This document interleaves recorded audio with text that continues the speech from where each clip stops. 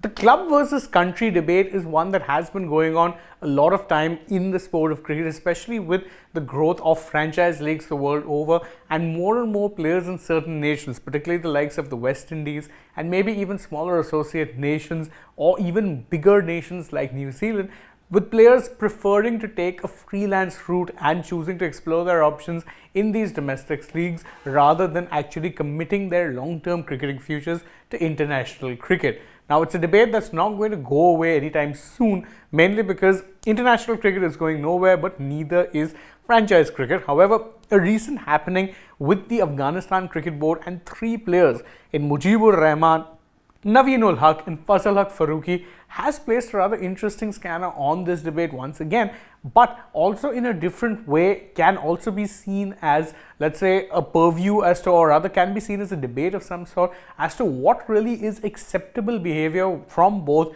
the players as well as boards when it comes to dealing with situations wherein players are perceived to be prioritizing monetary gains over playing for their nations. And to be fair, there's no right or wrong answer here. But before we get into that debate, let's first take a look at what exactly has happened. Why is it that these three players you see on your screen have been sanctioned by their own cricket board?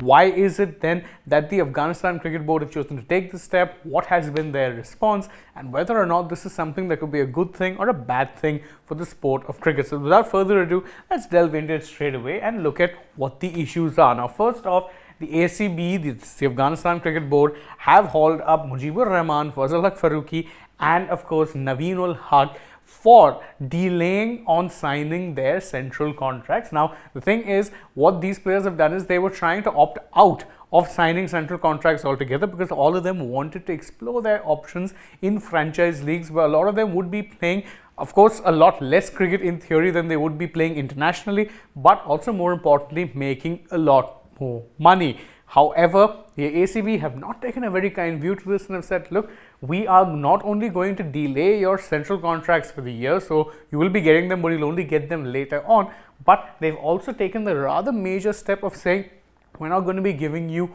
NOCs to play in franchise leagues for a time period of 2 years. Now, why this might seem harsh, it's even bigger when you realize that all three of these players are players who are very much in demand in, of course, not just leagues around the world, but even the IPL. All three players have contracts. Mujeeb Rahman was bought at his base price of 2 crore by the Kolkata Knight Riders in the 2024 auction.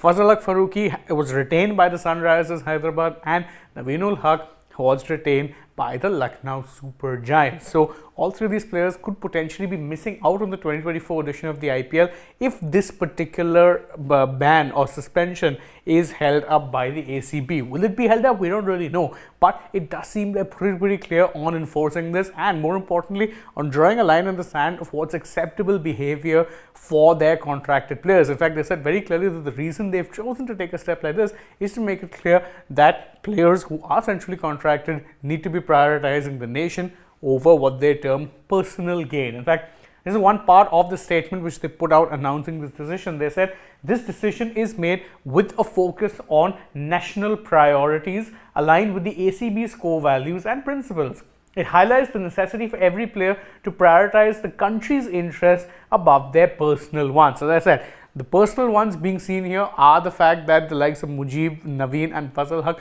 were all looking to opt out of their central contracts and become freelance cricketers, guns for hire, the way the likes of, say, Sunil Narine, Andre Russell have so successfully become in recent times. They've made a career and a livelihood out of being freelance T20 franchise league cricketers.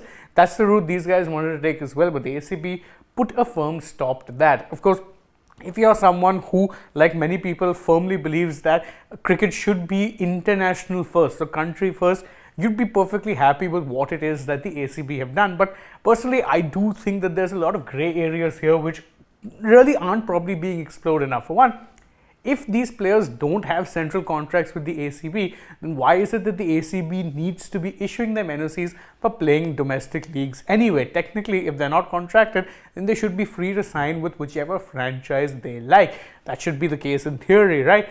but it doesn't really seem to be that way, because again, they're being told that you'll get your contracts, but you'll get them late, and then you won't get an NOC. That seems to be pretty controlling behavior, and it's rather in contrast to the likes of behavior which say New Zealand cricket or even cricket West Indies have done.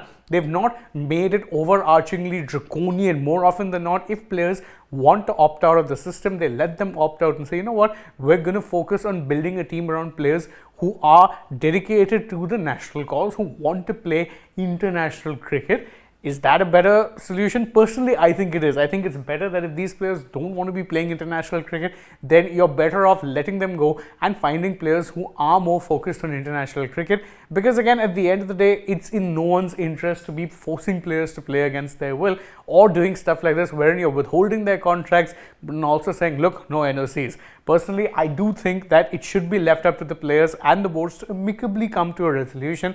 This though is far from amicable, and again, if players want to opt out, so be it. The ACB should focus on players who are dedicated to the national cause and who want to be playing for their country, rather than looking to force players who quite clearly don't really have their heart in it. I mean, someone like a Naveen Fazalhaq is 24 years old and has retired from ODI cricket. His ODI cricket career was done after the 2023 World Cup. Mujeeb is someone who's pretty much a star in all domestic T20 franchise leagues. He's done well in the BBL, in the CPL, and pretty much every other league of the soccer that exists. Same with the Fazalhaq Faruqi. So if these players don't want to be playing for Afghanistan, it's better to let them go and find talent rather than looking to force them to stay on. That's just how I feel about it. Again, you can feel free to tell me in the comments how wrong I am, or if you agree or disagree with me, whatever the case may be. But I definitely think this is one of those cases where maybe the ACB are exerting a little too much power, because whilst I understand what it is they're doing, I don't necessarily agree with it, and it would be better, and perhaps in the interest of not just the players but even